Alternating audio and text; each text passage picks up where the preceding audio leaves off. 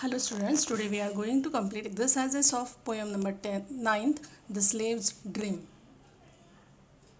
Comprehension A.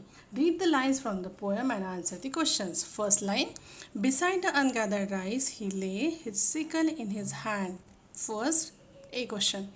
Who is the poet talking about? Answer, the poet is talking about a slave in America. B. What does the person have in his hand? Answer, the person has a sickle in his hand. The second line from poem, again in the mist and shadow of sleep, he saw his native land. Question A.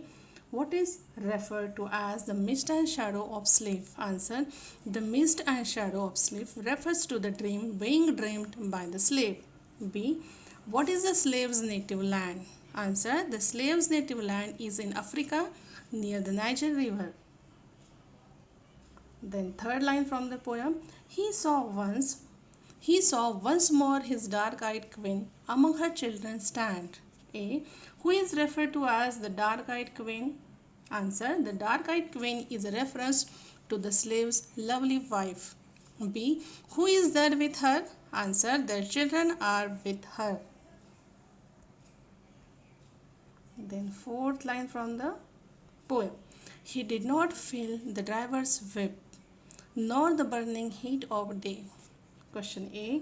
What is the driver's whip? Answer. The slave has been found by the owner lying down and they are whipping him to wake him up.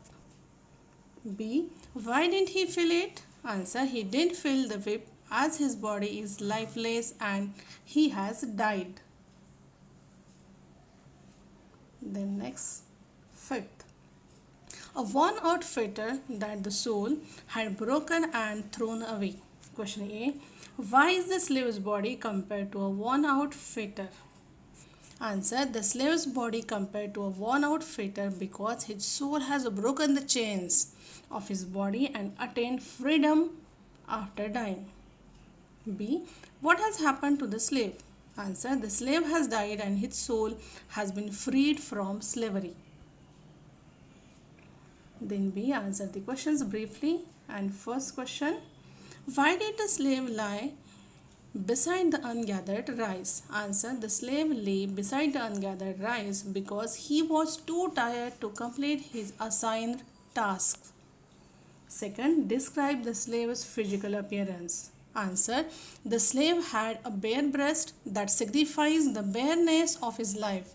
His matted hair was buried in the sand. That shows that it's slowly dying due to a tired body and soul. Third question. What river did the slave see in his dream? Answer. The slave sees the Niger River in his dream. Fourth, what did he see himself as? Answer. He saw himself as a king.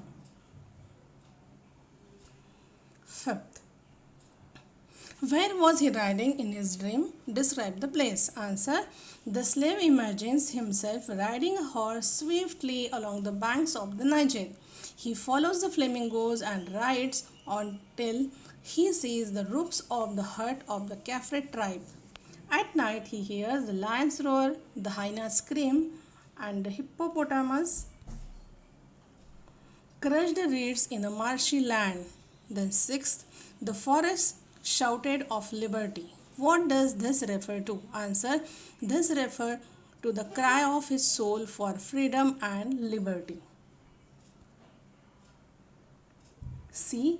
Think and answer the questions. First, do you think the slave not only suffered from the cruelty of his master but also the harshness of nature? Give reason for your answer. Yes, the slave suffered from the harshness of nature, and the last stanza mentions the burning heat of the day, where he is lying in direct sunlight. Then second question, what was the slave's dream? Answer. The slave's dream was to get his freedom so that he could visit his homeland in Africa and meet his family. Third question, what kind of life did the slave have? Did he eventually get freedom? If yes, how? Answer, the slave led a very sad life as he had no freedom. In a way, he eventually did get freedom because death is the only means of attaining freedom of any kind.